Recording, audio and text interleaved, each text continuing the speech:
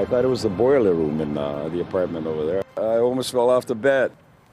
Witnesses recount an explosive crime. Thieves use a bomb to try and break into a banking machine. Tonight, new details in the police investigation, including new images of the suspects in the case. Good evening. An East End drive-thru ATM is a crime scene tonight. It's where a brazen robbery attempt unfolded, and security camera footage obtained by CTV News reveals part of what happened. CTV's Janice Golding joins us live from St. Clair and O'Connor with the details. Janice.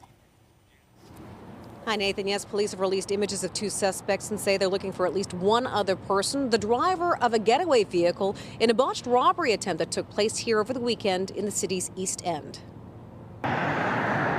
Forensics investigators and the explosives disposal unit comb over a scene at St. Clair and O'Connor. Metal and plastic littering the ground by a drive-thru ATM machine outside a TD Canada Trust. At 5 in the morning, I could hear huge, big, almost like something very heavy was dropped. I heard the blast. It was like a bomb or something like that. It woke me right up. Area residents say they were roused from sleep before dawn Sunday morning by the sounds of a loud explosion. I thought it was the boiler room. Police say just before 4:45 a.m. Sunday, a gray SUV drove up to the bank and an explosive device was set up against the outdoor ATM. Two men then got out of the SUV and walked around the corner while the SUV parked nearby. In surveillance video obtained by CTV News, you'll see two men walking casually away from the area of the ATM moments before the explosion. They duck into an entryway along O'Connor. One moves on to another doorway, appearing to dart in quickly right before a cloud of dust or debris appears in the top left of your screen, which is the area where the ATM is located. Seconds later, you can see both men begin running back toward the cash machine. An incident like this on Sunday morning at the crack of dawn, very, very terrifying to the community. There was a loud explosion heard by, for blocks from this site. It's terrifying. It puts people on edge. Police say while the ATM was damaged, the cash box was not breached. Did they get any money? I don't know if they got anything or not. So, they didn't do their homework very well if they didn't get anything, right? While police had been on site since yesterday, today the hunt for debris expanded. Officers doing systematic searches along the rooftops of both the bank and neighboring businesses. They also released these close-up images of two suspects who ran to the waiting SUV, which was last seen going westbound on O'Connor Drive. I'm very upset at the deterioration of our city. When I came here 54 years ago, Toronto had one homicide in the whole 12 months. But the fact that you can have people that actually, manufacture explosive devices here on Canadian soil, I don't know, it's just hard to fathom. Still, while alarmed by what happened in their midst, area residents say they're glad no injuries were reported following the blast. Now, police are asking anyone with information you might recognize the suspects, for example, or the newer model gray SUV that they released images of, to contact them as soon as possible. Reporting live, I'm Janice Golding now. Back to Michelle. Thank you, Janice. We turn to changes to where you're able to renew your driver's license or health card. The Ford government making it official today. It's moving several Service Ontario kiosks into Staples stores.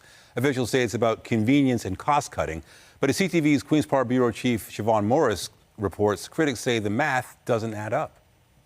A change of scenery could be coming as you wait to renew your driver's license or health card. 9 Service Ontario counters are closing in favor of these new versions inside Staples stores. Staples Canada was selected among dozens of other potential partners. They met the criteria of customer excellence, community presence, cost effectiveness, and, of course, scalability. 6 Service Ontario Staples locations will be ready Thursday, including in Scarborough, Oakville, and Newmarket.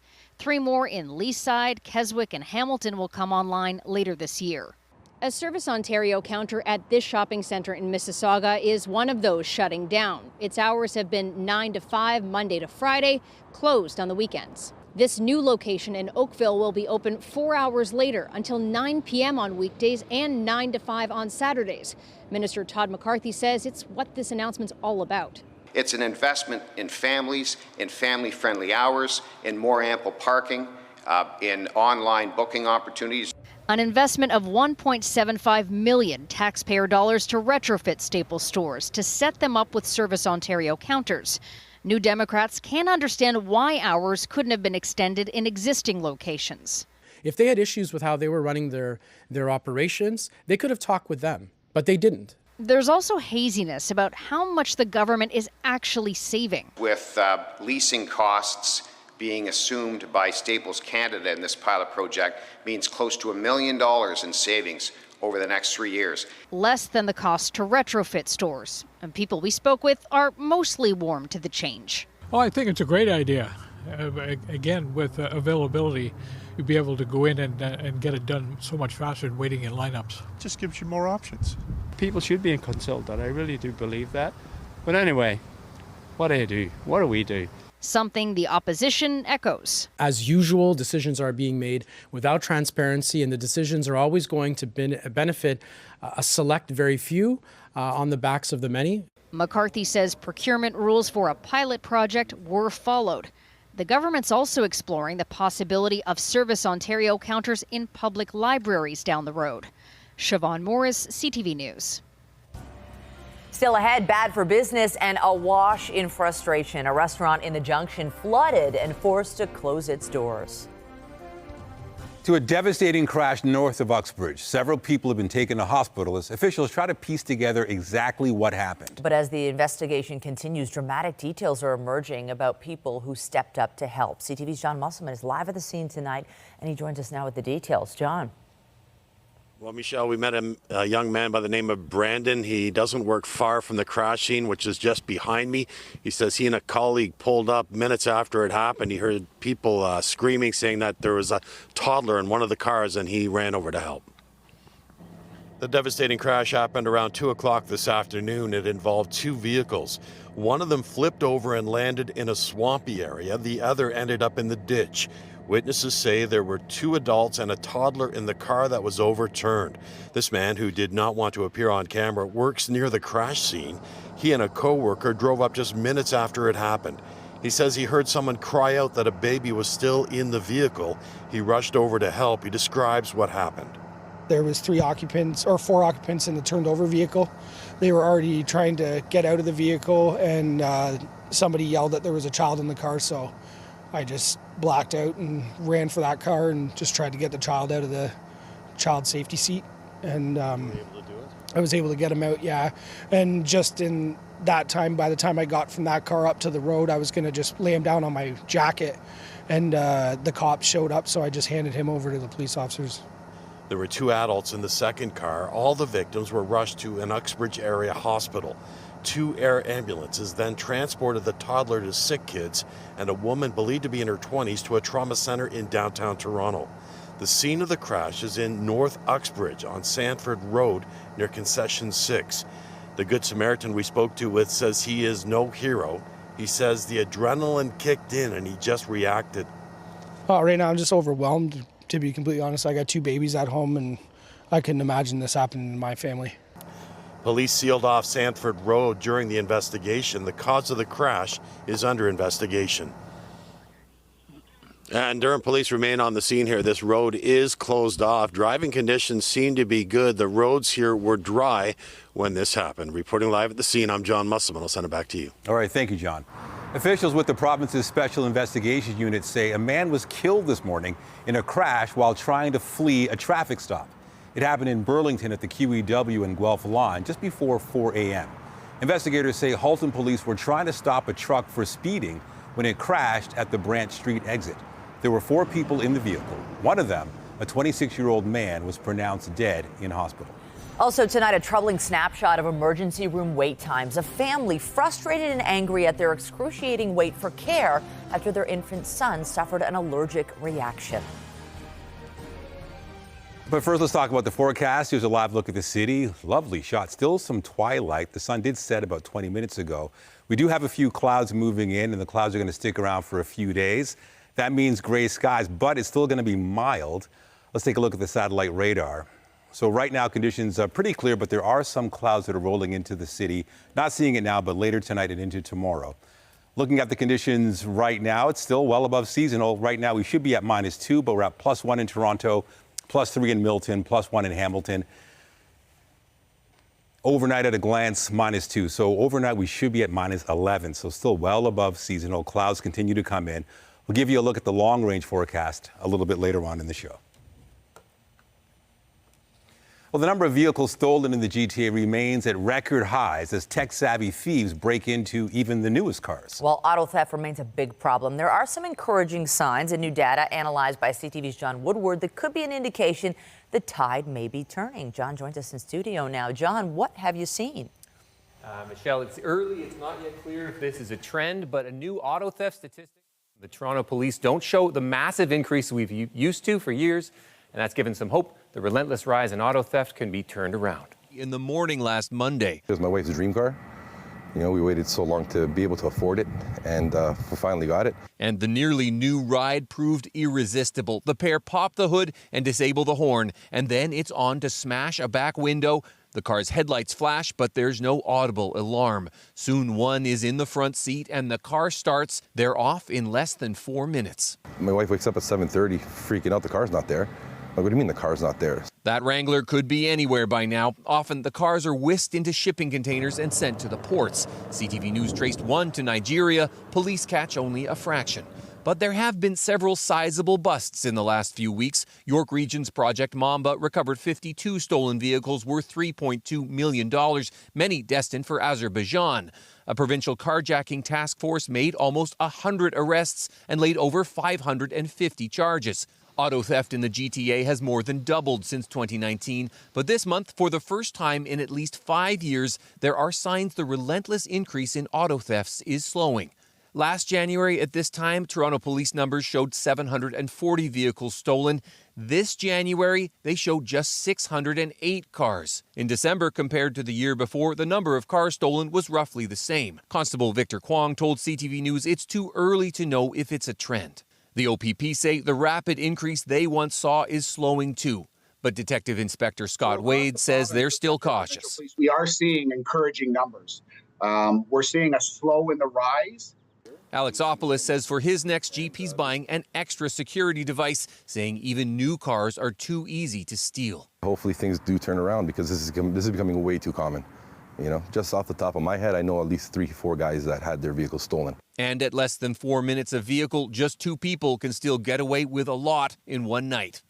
Again, this is under 2 months of data for one city, but it is an encouraging sign. The next thing to watch for is a national summit next week organized by the federal government to look at other ways cars can be toughened up so thefts can be stopped before they start and the police get involved. Reporting live, I'm John Woodward. Michelle, back to you. Thank you, John. An arrest has been made in a pair of smash-and-grab robberies in Peel. Here's one of the terrifying incidents captured on camera. You can see shoppers fleeing the store as it all unfolded. Police say on December 8th, 3 suspects smashed display cases and stole jewelry in the Bramalea City Centre. 21-year-old Josiah Maduri has been arrested and charged. Police are still on the hunt for 2 other suspects. Investigators believe they were responsible for another armed jewelry store robbery at Square One in Mississauga in January. No one was injured in either incident. And take a look at this. Police are looking for a suspect believed to be responsible for a series of arsons involving York Region Transit property. It happened last weekend in Vaughan. Security cameras captured the man setting fires to a bench and 2 garbage bins at bus shelters. Police are asking anyone with information or additional video to contact them. A restaurant operator in the Junction is facing a flood of frustration after water started to fill the basement of his business. That was 11 days ago, and he's still not able to open as he and his loyal customers wait for a solution to the problem. CTV's Raheem Ladani joins us from Dundas Street West with the details. Raheem. Well, Nathan and Michelle, good evening. This bus, if it was not in the way, I'd show you, but there are still city crews right here in front of the Alpine. They've been here all day working as they try to solve what has been a long, frustrating, and costly process for a local business owner. A Friday night at the Alpine is typically filled with music and free-flowing beer. But on January 19th, the only thing flowing was several inches of water, filling the basement and backing up the sewer lines. But I got a phone call from my staff saying that the bar was starting to back up downstairs, that there was water coming out of the drains. Jeff Kenny called the city's 311 line right away. Over the next several days, crews came to repeatedly snake the drain, even after telling him that wasn't going to solve the problem, forcing the Alpine to keep its doors closed. For the past 11 days, they've solely relied on takeout orders, canceled a number of events, all while the pub's bills continue to pile up. With the CEBA loan, not getting extended or forgiveness. We have that on our plate now. And, you know, it's not just myself, it's my staff. Everybody has rent to pay. You know, the first of the month is coming up this week, and nobody has worked. Crews have finally broken ground outside the restaurant. In a statement to CTV, the city says the issue is a blocked sewer service connection. Repairs are underway, no other properties are affected. Adding, due to the complex nature of the depth of the sewer, additional investigations were required in the days that followed. Longtime residents of the area say the margins are thin for local businesses. It was the restoration of licensing that gave this place a real push, but it's still vulnerable. So any interruption of goodwill and making this place a destination place. We were cleaning up this mess. We had to take all the buckets up the stairs and then dump them out into the sewer. So you're doing 30, 40 buckets of that a day. And we're talking about like buckets like this. Yeah, we're talking, you know, that's big pots. Back inside the Alpine, Kenny feels there's been a lack of communication from the city. The city goes on about how much it wants to support small business. You just didn't see it here. Like I said, we were looking for just some communication on what's happening, and we weren't getting it. He's hoping he'll be able to get back to business as soon as possible. Now, Kenny predicts his business has lost about $50,000 worth of revenue already so far. The city does say they expect the repairs to be completed tomorrow, but based on the damage you just saw in the story, it's still unclear when the Alpine will be able to reopen. Reporting live, I'm Raheem Ladani. Michelle, I'll send it back to you. Thank you, Raheem. An Ontario couple is sharing their experience they say is just a snapshot of a health system in trouble. When their baby needed to go to the emergency, they ended up waiting nearly 12 hours before receiving care. CTV's Sean Leathong has their story. Playing with their son Lucius, Vanessa and Yanica Kadich are shaken by their experience with the healthcare system in Ontario. Very disappointed, extremely frustrated. I think if anything, we were both very angry. On Thursday, 6-month-old Lucius had an allergic reaction to eggs. It was scary. It was scary for the fact that we didn't know how bad it could be. We didn't know whether he was anaphylactic or not because this was his first time eating solid foods. You see your own child getting sick, they can't even communicate. You want the best for them immediately. The first time parents packed up, heading to the emergency room at the hospital for sick children. It was 8:30 last Thursday night. They were told wait time was 4 hours. As we kept sitting there hour after hour, it kept increasing. Tracking through an app, they could see the wait time above 8 hours, then 9 hours, eventually over 11 hours, all waiting in a room full of parents and kids. Parents losing patience, parents crying, parents getting angry. It's frustrating, man. Very frustrating. All while fearful that their child could get worse. Finally, 11 and a half hours after arriving, Lucius was seen by a doctor around 8 a.m. Friday morning. The first thing she said is, "I'm so sorry. I started my shift at 4 a.m. and there's around 58, 60 patients here, and I'm all alone." As they think of the waiting room full of parents experiencing the same wait times. And we're all waiting for about 11, 12 hours overnight to just see one doctor. And it's upsetting. We reached out to the Hospital for Sick Children to ask why only one doctor was working during that period, allowing wait times to be so long. SickKids sent a statement that says, in part, when there are unexpected surges in patient volumes, this can lead to longer wait times for patients with lower acuity complaints or concerns. The SickKids ED physician and nursing staffing model is built using data and analytics to match predicted patient arrivals. We also employ a backup system to manage staffing if team members are unable to work or if there is an unexpected increase in patient volumes, ensuring that a minimum staffing level is always maintained. Lucius was given an EpiPen and will follow up with an allergist, while Vanessa and Yanica say it was important to speak out of their frustration. Not at the nurses, not at the doctors, not at SickKids, just at our government. We're really angry at our government. People at home, they might not realize how bad this is, right? Saying the lack of care for staff in the system has to stop. Sean Leathong, CTV News. And some positive news on the health front. An urgent care center in Mississauga reopened today. Trillium Health Partners is reopening its urgent care center at Queensway Health Centre. It will operate from 3 p.m. to 9 p.m. daily. The center will treat non-life-threatening illnesses and injuries such as sprains, broken bones, and fevers. It's meant to help take some of the burden off emergency rooms. Canadians suffering solely from mental illness will remain excluded from pursuing assisted death. You've seen public statements from the provinces of Alberta, Saskatchewan, Manitoba, and Quebec indicating that they're not ready. This is in comportment with the Joint Committee's report, and frankly with other conversations that I've been having with health ministers across the country and with the Canadian Mental Health Association and with CAMH. The federal government believes more time is needed. It agrees with a joint parliamentary committee report released today that concluded fundamental issues around expansion have not been resolved and the country's healthcare system is not yet ready. The committee said it would be reckless for the government to allow the scheduled change to take place in March. The Liberals say they will have a plan in place by then. It was back to work on Parliament Hill with the House of Commons in session after a 6-week winter break. Opposition parties are focusing on the high cost of living as the Liberals insist their policies will make a difference. CTV's Judy Trin reports. A unified front as the government's top ministers outlined their immediate goal. I would like to kick off this parliamentary session by urging all MPs to support the Fall Economic Statement Implementation Act, to do so quickly so that we can get the work done for Canadians. The Liberals won't get support from the Conservatives. Their priorities begin with getting rid of the carbon tax and a jab at the Prime Minister's vacation spent at a friend's Caribbean resort. He wants to tax the heat and the food of Canadians. Did he pay the full carbon tax on each of the 100 tons of emissions that he put into the atmosphere? Mr. Speaker, the Conservative leader has simply no plan to address climate change in this country, no plan to increase the resilience of our communities in the fight against climate change. Housing shortages continue to dominate the agenda. The Trudeau government announced today that it's extending low-cost loans to universities, developers, and nonprofits to build on vacant lots near campuses, a measure to address the demand by international students. This has the potential to reduce the cost of housing for everyone in college and university towns right across the country. But increasing supply is not enough for the NDP. After returning from last week's strategy meeting in Edmonton, where police recently dismantled dozens of encampments across the city, Jagmeet Singh says the government needs to ensure affordability. They're using federal land to build homes. We agree with that. But those homes are not actually required to be affordable.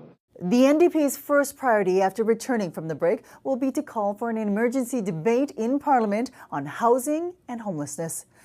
Judy Trin, CTV News, Ottawa.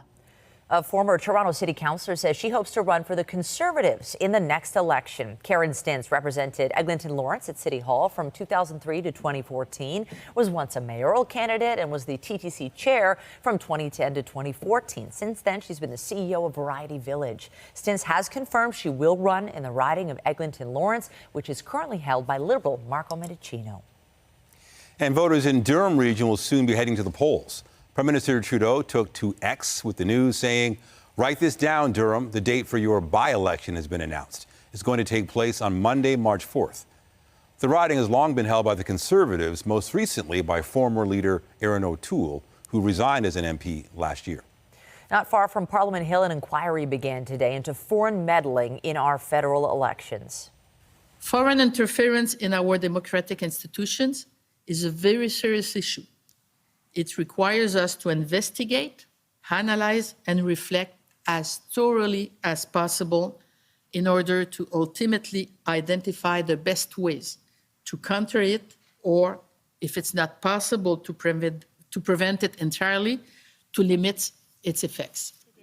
The first 5 days are focusing on identifying ways to make information public, even though much of it comes from classified documents and sources. That sets the stage for a second round of hearings in March. They will delve into allegations of meddling by China, India, Russia, and other countries in our diplomatic process. A final report is due by the end of the year. 2 Canadians have been charged in a murder-for-hire scheme in the United States. The U.S. Justice Department alleges there was a plot to kill 2 unnamed people in Maryland. One is an Iranian defector. Federal prosecutors say Naji Sarifi Zindashti was part of a criminal network directed by Tehran that targets dissidents and activists. The indictment says he agreed to pay $350,000 for the killings and that John Ryan hired Adam Richard Pearson. Both are now in Canadian jails for unrelated offenses. People in Quebec and across Canada are remembering the victims of a horrific attack. This is a profoundly sad day for all of us as we commemorate the victims and survivors of the Quebec City mosque massacre. 6 Muslim men were killed and 5 others were seriously injured when a gunman burst into the Quebec City Islamic Cultural Center 7 years ago. A ceremony is getting underway there in honor of those who died and to show support for their families as well as survivors. In Ottawa, the National Council of Canadian Muslims canceled a meeting today with the Prime Minister. The major reason is because of what the group says is Canada's lack of support for last week's decision by the International Court of Justice.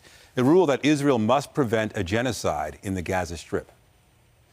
As we stand here today, our government has consistently noted that it believes in multilateral institutions like the United Nations and the International Criminal Court of Justice. Yet that hasn't stopped Canada from refusing to take any accountability in responding to the provisional measures and ignoring international law by refusing to take seriously any of what the ICJ ordered as provisional measures. Instead, they've compromised the integrity of the international rule-based order and the ICJ by challenging the premise of the case. The organization also says Trudeau failed to follow through on promises he made to the Muslim community in the 2015 election and has not moved on substantive legislation and funding to prevent hate crimes in Canada.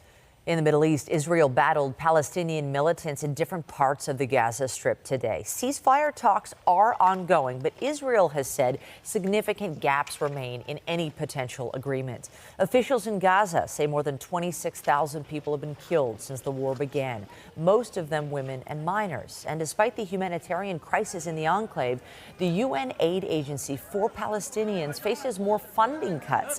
Western countries have suspended vital funds amid accusations 12 UN RWA employees were involved in the deadly October 7th Hamas attack in Israel. In Washington, Joe Biden says the U.S. will respond after a drone strike by an Iran-backed group killed 3 American troops in Jordan. In the UK, the king and his daughter-in-law were both released from hospital. The monarch smiled and waved to the crowd as he left the London clinic, accompanied by his wife. The king was discharged after undergoing a corrective procedure for an enlarged prostate. The palace says His Majesty wanted to thank his medical team and everyone who provided support during his 3-night stay. The king has rescheduled some public engagements while he recovers. Earlier in the day, the Princess of Wales was released from the same clinic. Kate had abdominal surgery on January 16th for an undisclosed condition. It was not cancerous. Kensington Palace says the 42-year-old royal is making good progress. She has canceled her public engagements until after Easter. Prince William has postponed his events to look after their 3 children. A big furniture retailer sets its sights on the housing market. Leon's plans to build thousands of new homes on a 40-acre property in Toronto. We dig into the development in the works coming up. Let's take a live look at the city. We do have some clouds rolling in. Temperature is starting to dip, but still well above seasonal, and that will be the trend over the next few days. Looking at this forecast for tomorrow, actually, that's forecast for overnight. We're looking at -2, which is well above seasonal. As for the conditions for tomorrow's school, here's a look. And no need for the heavy parka, but I would still suggest a hat and mitts for the kids playing outside at recess. There is a chance of flurries in the morning and afternoon, but clouds mainly, just a slight chance. We'll give you a look at the long-range forecast after the break. And stay with us. We've got another full night of great shows for you right here on CTV. A company that has spent more than a century selling home furniture is now getting into the business of building homes. Leon's plans to redevelop some empty land next to its headquarters and turn it into a housing development. CTV's Beth McDonnell has the details. It's 40 acres in North York, sandwiched between the 401 and 400 highways, made up of empty fields, parking spaces, and Leon's head office. I think it's exciting. The Canadian furniture retailer is now sharing plans for a mixed commercial, retail, and residential development with 4,000 homes.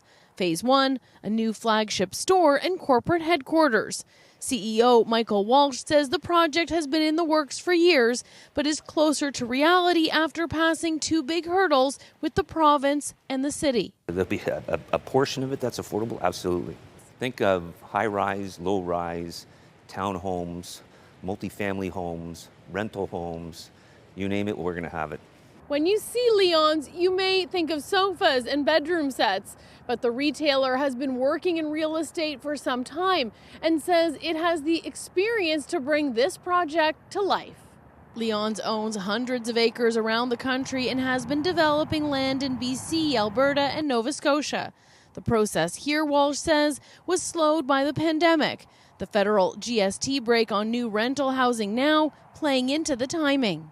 There's a big opportunity here. Mark Richardson is with Housing Now TO, which monitors housing targets. He says the city is looking for 285,000 units by 2030 to fill the need. The Leon's development making up 1 or 2% of the total. So it's not nothing, but we need to do this on all kinds of sites, and we encourage Leon's and shopping malls and Loblaws that have large parking lots. We need to start looking at these lands and aggressively be upzoning them for housing development. So the really cool part is going through a master plan process, which will really get at the heart of the numbers and everything else. Leon's hopes to get the green light on the remaining city approvals by the middle of 2025. Beth McDonnell, CTV News, Toronto. It's brought to you by Train, the most reliable heating and cooling brand. It's hard to stop a train. Weather-wise, there was so much to like in the forecast today. We had beautiful sunshine. The sunset, I mean, it was bright after 5 o'clock. This is a really good sign. Yeah, you're noticing the twilight as well going into close to 6 o'clock. We had sunshine today. We were well above seasonal. 4 degrees was our high. And we're kind of spoiled because we're going to be getting this over the next maybe week and a half. Finally, some snow for those that maybe want to go skiing. But if you're outside, skating right now, this is conditions that are perfect. Really nice. As for what the conditions are right now, well above seasonal. +1 in Toronto, 1 in Windsor, 0 in Trenton. Now, we do have some clouds that are sort of rolling in, slowly taking their time, and there could be some wet flurries as a result of that. Tomorrow, there's a slight chance, but that whole wave will kind of stop getting to Toronto, then it kind of clears out after that. But we're kind of protected. There's, again, a slight chance of some flurries tomorrow morning. But otherwise, well above seasonal. Look at those lows. We should be at -11, but instead we're at -3 in Waterloo, -6 in Peterborough, -2 in Toronto. The wind chill is just slight, so not that significant. And then the highs for tomorrow, again, well above seasonal. We're at 1 in Peterborough, 1 in Waterloo, 3 in Toronto. And that wind chill, again, is just slight. So yeah, you might not need the big heavy parka, but I would still wear mitts and gloves if I was going to be outside for more than 15, 20 minutes. Looking at the long range forecast, a 7-day, wet flurries possible tomorrow, but a bit of sunshine. Same thing for Wednesday as well, highs of 3 and 4. For Thursday, we have clouds. So those clouds that are moving in are pretty much going to stick around. So the sky is going to be a little bit gray. But then look at Friday, Saturday, and Sunday. Friday, by the way, that is a groundhog, if you were wondering what that is. And then Saturday and Sunday, partly sunny, which is nice, and well above seasonal. Sunday again, 0, Monday 1. But if you notice Friday, Saturday, Sunday, it is going to be cool at night. Just the lows are a little bit lower than what we're having right now, but still well above the -11. So overall, we're doing well if you like the mild weather. Also tonight, the world suddenly in focus for a 4-year-old. The youngest patient to undergo a new vision therapy here in Toronto can now see what she once couldn't. A 4-year-old girl has a new outlook on life. She lives with a visual impairment, but thanks to a new therapy right here in Toronto, her sight has drastically improved. As CTV's Pauline Chan reports, she's the youngest patient there to undergo the procedure. Her brother's in hockey and we're at the rink all the time. And after therapy, we went back and she's like, Mom, I can see Andon on the ice. After 4 sessions of biofeedback at Toronto's Vision Loss Rehab Canada, 4-year-old Adley Barlow now has 20/40 vision instead of the 2100 vision she used to struggle with. So she has congenital nystagmus, which is a condition where the eyes don't move properly. They shake and they move too much, so the child doesn't see properly. Dr. Monica Daybert-Nido has been a pioneer in Canada using biofeedback to improve vision loss in a variety of conditions, including macular degeneration, tumors, glaucoma, and more. So the patient looks inside the machine into a lens. The machine takes a picture from the eyes, and from this picture, it will give the patient a feedback for the eye movement. Okay. So they will get a beep.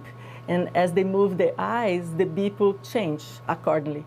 And this will teach the patients how to move the eyes properly to get a sweet spot in their vision. And while the technique is done in Europe, UHN's Donald K. Johnson Eye Institute is the only center offering it in North America.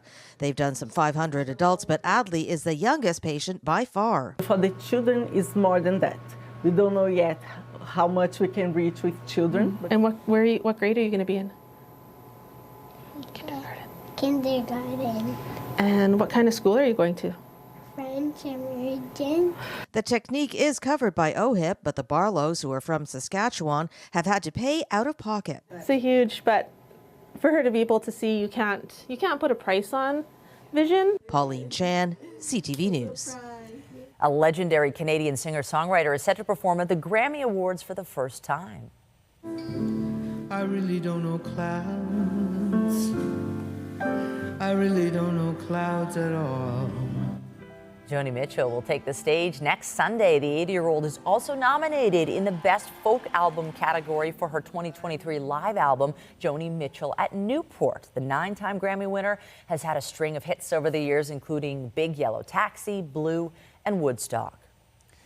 If you're a football fan, you probably know by now the Kansas City Chiefs will take on the San Francisco 49ers in the Super Bowl. And if you are a Taylor Swift fan, you probably know that too. But with the superstar about to go back on tour, will she make it to the big game? Andrea Case is here with the question on fans' minds. Michelle, Nathan, yes, that is the big question. It all depends on, of course, whom you're fans of. If anyone knows anything about Taylor Swift, the number 13 means a lot to her. And the Super Bowl would be her 13th Kansas City Chiefs game to watch her boyfriend, Travis Kelce.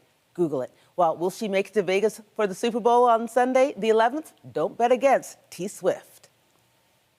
Here's Kansas City from the 19, throwing at the goal line. After the Kansas City Chiefs won their AFC Championship game on Sunday over the Baltimore Ravens, Taylor Swift joined her boyfriend, Travis Kelce, on the football field to celebrate. Kelce and Swift went public with their relationship back in September when she first attended a game. A dozen games later, the debate is raging if she will make it to the Super Bowl. Swift resumes her wildly successful Eras Tour, which is already the highest-grossing concert tour of all time, on February 7th for 4 shows in Tokyo, which could end around 11 p.m. on Saturday, February the 10th. The Super Bowl is played at 3:30 the next day in Las Vegas. It is Kelce's 4th Super Bowl in 6 years, and the Chiefs are the returning champions. It'll be Swift's first big game.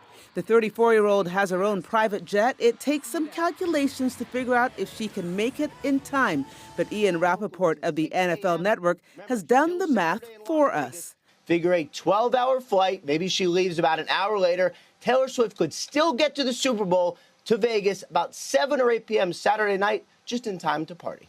The Super Bowl is the biggest game of the National Football League, and with an estimated audience of 200 million people in the U.S. alone, it is the most watched television program of the year. And Swifties just might make this the most watched Super Bowl in NFL history. Not everyone is a fan, and there has been an avalanche of complaints about the amount of attention Swift gets during televised games.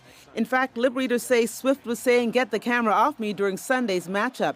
In a Time magazine interview last month, Swift responded, "I'm just there to support Travis. I have no awareness of if I'm being shown too much," and a few dads, Brads, and Chads. The league isn't complaining. According to Apex Marketing Group, Swift has generated an equivalent brand value of $331 million for the Kansas City Chiefs and the NFL. Well, if she does make it to the game, even if for the post-game celebrations, of course, that's if they win, she'll still have some time to recover. The next stop on the Eras Tour is in Melbourne, Australia on Friday, the 16th of February. She comes to Toronto in November and Vancouver in December. Reporting for CTV News, I'm Andrea Case. Nathan, I'll send it back to you. All right, thank you, Andrea. After the break, soaring interest in tennis. What new data reveals about the popularity of the sport in Canada and who's picking up a racket? On the next CP24 Breakfast, as Mayor Olivia Chow puts the finishing touches on the 2024 budget, we'll speak to the Chief of Police about what he wants to see from City Hall. CP24 Breakfast up first at 5:30. At 5 in the morning, I could hear huge, big, almost like something very heavy was dropped. Updating our top stories, police are investigating after 2 men set off an explosive device at a drive-thru at an ATM early yesterday. The machine was damaged, but the cash box was not breached. It's an investment in families, in family-friendly hours, in more ample parking, in online booking opportunities. 9 Service Ontario locations are closing and being moved inside Staples stores. 6 of them will open on Thursday, including in Scarborough, Oakville, and Newmarket. 3 more in Leaside, Keswick, and Hamilton will come online later this year. The city goes on about how much it wants to support small business. You just didn't see it here.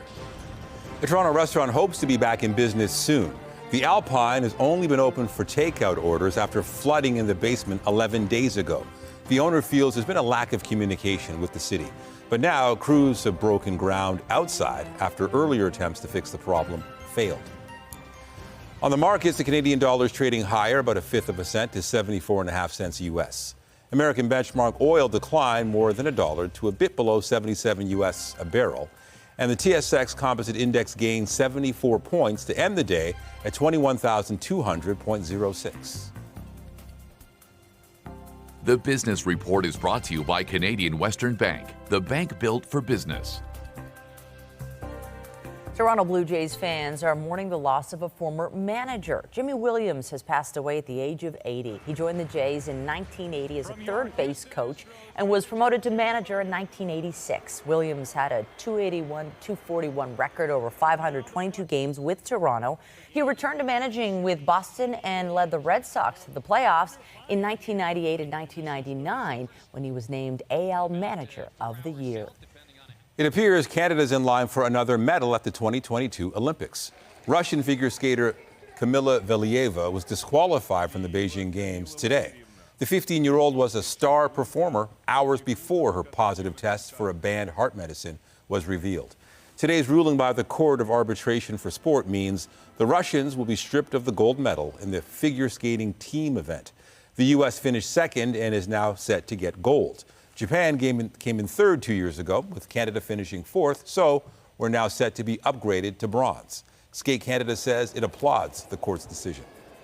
A new study commissioned by Tennis Canada shows the sport has nearly reached pre-pandemic levels of participation. Nearly 5 million Canadians played tennis in the past year, and participation among youth between the ages of 6 and 17 grew 11%.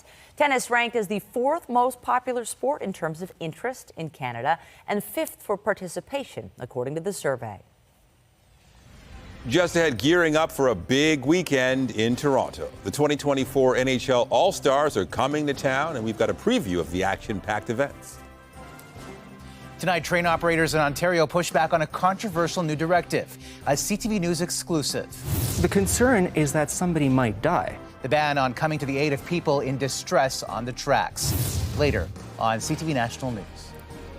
And a reminder, the CTV News at 6 podcast is available as a download every weeknight. And a special hello to those of you listening to the newscast live on News Talk 1010. Hockey stars are set to shine in Toronto this week. Our city's hosting the NHL All-Star weekend with some of the best in the game taking part. And as CTV's Mike Walker reports, the festivities kick off Wednesday with lots happening on and off the ice. The countdown is on for the 2024 NHL All-Star game, and the final preparations are being made at Scotiabank Arena. Excited to see some of the best players from each team, because obviously I don't really get the opportunity. Kate Waller has made the trip from Glasgow, Scotland, and will be attending all of the events with her mini Mitch Marner in tow. He's always just been one player that's really stood out to me. The Leafs forward among 44 of the NHL's best, taking part in the 3-day event, which starts Thursday.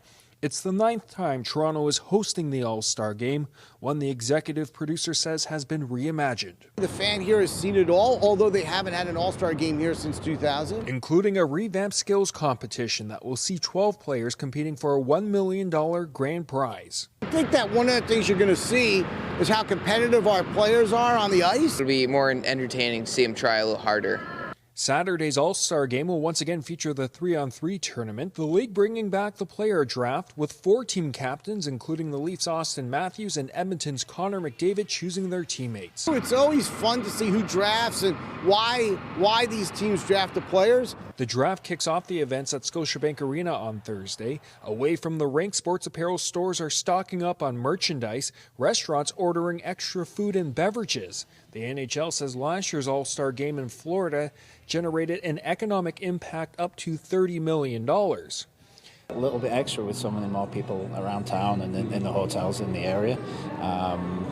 For us, there's nothing else going on. It's a nice little shot in the arm for us. It's going to be good. A fan fest will be held at the Metro Toronto Convention Centre. On Thursday, players from the new Professional Women's Hockey League will play in a 3-on-3 showcase.